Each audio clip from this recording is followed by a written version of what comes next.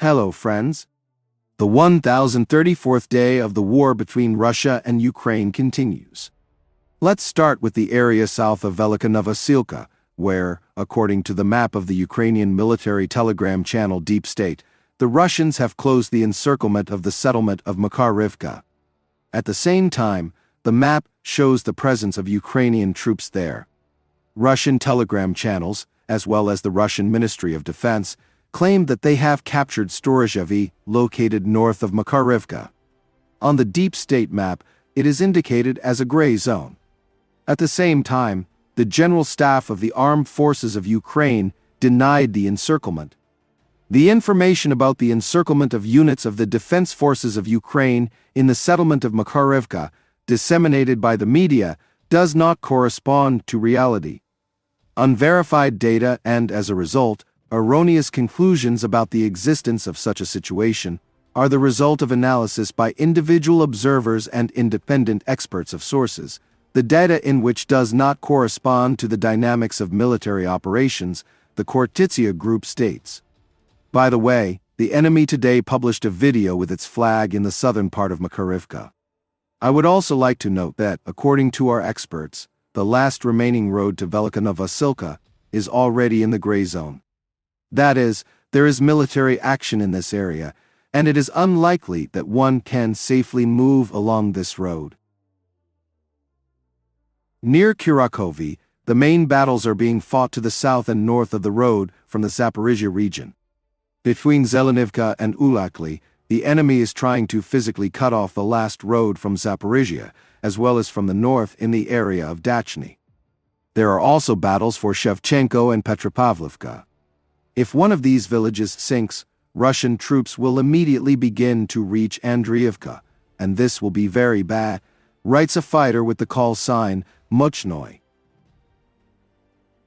In the area of Pokrovsk, the enemy was able to resume offensive actions and is already storming Solony and Vovkovy. Thus they continue to expand the bridgehead in the direction of Yevhenii and Kotliny. The Russians also have tactical successes north of Dashinsky, and are slowly crawling towards the railway station of Chunyishny. To the south, there are intense battles for the remains of Vremivka and Ukrainka. Here, the Ukrainian armed forces are holding the line firmly. In the Melitopol section of the Zaporizhia direction, according to reports and footage from enemy drones, the Ukrainian armed forces have pushed back Russian troops in the southern part of the village of Kamyansky to a depth of up to 850 meters. The Muchnoy fighter reports that Russian troops have attacked the important village of Turny in the Lyman section of the Kharkiv direction and occupied its center. This information is confirmed by other soldiers of the Ukrainian armed forces. A lieutenant of the Ukrainian armed forces with the call sign Alex reports that the situation in Turny is difficult. Over the past week, the situation there has significantly worsened. The village, which was already destroyed, has now been completely dismantled by airstrikes. There is practically nowhere to hold on to, writes Alex. According to him, new Russian infantry is being brought into the village, and the forecast is not very comforting. The settlement of Turny is very important for us, because its control decides the fate of the entire Siversk direction, without exaggeration, the military man added. In the Kupyansk section of the Kharkiv direction, the Russians continue to expand the bridgehead in Dvorichna. At the same time, Ukrainian forces are trying to contain the advance of the Russian army on the western bank of the Oskil River. Now fighting is underway in the southeastern part of the settlement of Dvorichna. At the moment, it is not clear whether Russian troops will try to capture Dvorichna completely, or will first try to take control of Zapadny and the hills around it to form a more convenient bridgehead. In the Kursk region, the Russians have advanced in the direction of Sudzha, a lieutenant of the Ukrainian army, reports Alex. On the right flank of the Kursk salient, the Russians have advanced normally in the last few days in the direction of Sudzha, in an area up to 2 kilometers wide and the same in depth, the officer wrote. On the left flank, according to Ukrainian experts, south of Kruglinkuy, Russian troops, supported by armored vehicles, attacked along the forest belt in the direction of Viktorovka, west of which they came under attack from the Ukrainian armed forces. The enemy assault group was defeated, but southwest of Kruglinkuy, the enemy advanced along the forest belt. Russian military telegram channels write about their advance south of Sudzha, in the direction of Makhinovka, as well as advances north in the area of Ruskyi Porchnui. Zelensky said in his evening address that North Korean troops already have more than 3,000 killed and wounded on the front against Ukraine. In the south, new data is coming in on Russian attacks in the Kherson region, which intensified on Friday. Russians have entrenched themselves in Dakaz in the area of the Antonivsky Bridge, near Kherson. This was written by director Zanilov, who used to live in this city. He reported that on the night of December 20, when large-scale shelling of the eastern bank was recorded, Russian sabotage and reconnaissance groups tried several times to enter the city from the Antonivsky Bridge. The Russians have secured a foothold right behind the bridge at the Dachas, he said. The Dacha area is located on the eastern bank of the Dnipro and, according to the military telegram channel Deep State, is controlled by the Ukrainian armed forces. I note that the authorities reported an attack by sabotage and reconnaissance groups on Kherson that night, stating that they were repelled. Later, Zanilov, citing a Deep State map, denied his previous report about the capture of the Dacha area.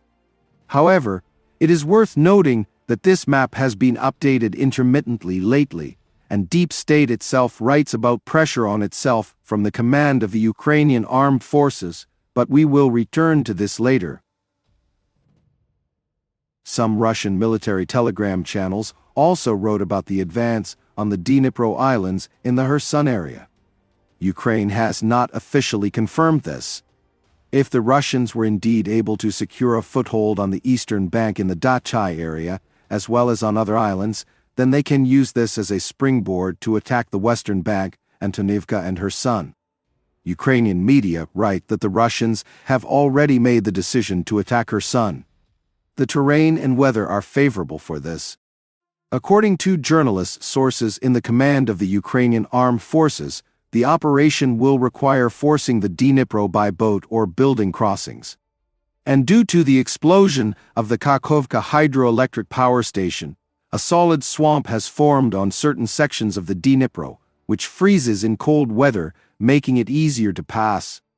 According to Ukrainian sources, the Russian operation will be commanded by General Teplinsky, a native of the Donetsk region. Let me remind you that the Ukrainian authorities have spoken about the threat of Russia forcing the Dnipro more than once over the past few weeks. However, it is unclear if Russia has such plans at all. As the experience of the Ukrainian armed forces in Krinky has shown, this is an extremely difficult operation. And if they do, it is not yet clear how strategically significant this operation is, or if the Russians are specifically pumping it up to distract Ukrainian forces to a secondary section of the front. Meanwhile, in Ukraine, they are trying to close the largest OSINT project, Deep State, which compiled a map of military operations along the entire front. Over the past week, the map has been updated noticeably less frequently. The last update is available for the day before yesterday, December 21. Usually, the Telegram channel updated the map daily and commented on the situation on the fronts, reporting on new advances of Russian troops. People's Deputy Bezugla said that the authorities are planning to close Deep State by mobilizing its employees into the infantry. The Deep State team essentially confirmed the pressure on them from the command. They have always worked and made every effort to win and help our soldiers and our country. Therefore, we have an ironclad reputation and that most valuable trust among society, and most importantly, among the military. Therefore, there is the most famous map of the Russian-Ukrainian war in Ukraine and the world. But, unfortunately, not all commanders-in-chief like the truth, and this is offensive, the message says. The military also criticized the attempts to close Deep State. It is better to think about how to avoid cauldrons and encirclements, and not how to hide them, wrote fighter Bunyatov. That is, he connects this incident with an attempt to block information about the worsening situation at the front. Friends, this channel exists solely thanks to your support. If you have the opportunity and desire to support the channel, I will be very grateful to you. I also want to ask you to leave comments. This helps promote the channel. Thank you very much and see you in the next video.